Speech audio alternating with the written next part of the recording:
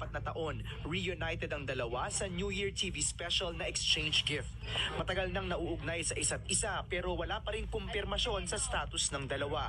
Ang inamin nila, may awkward moments sa kanilang taping. Nakaka-eksena ako kasi si Casey. Parang nakakalimutan ko yung lines ko. Napapatitig na lang ako sa Sa pagharap sa press kanina, kapansin-pansin ang ngiti ng dalawa pag nagtititigan. Kaya ang tanong, ano na ba ang real score? Mahirap to talk about a serious relationship because he's also coming from a different, situation na iba rin ang priorities din niya ngayon. Yun lang. Kaya rin ayaw namin i-label because dun kami medyo hindi masyadong nagmi-meet, to be honest. Pinagpapasalamat ni Casey ang pagdamay ni Paulo sa importanteng sandali sa kanyang buhay, gaya ng magkasakit siya noon at maging sa lamay ng kanyang lola Elaine. Sa lumalalim ng pagkakaibigan, sila na rin mismo ang sumundot ng makahulugang tanong sa isa't isa.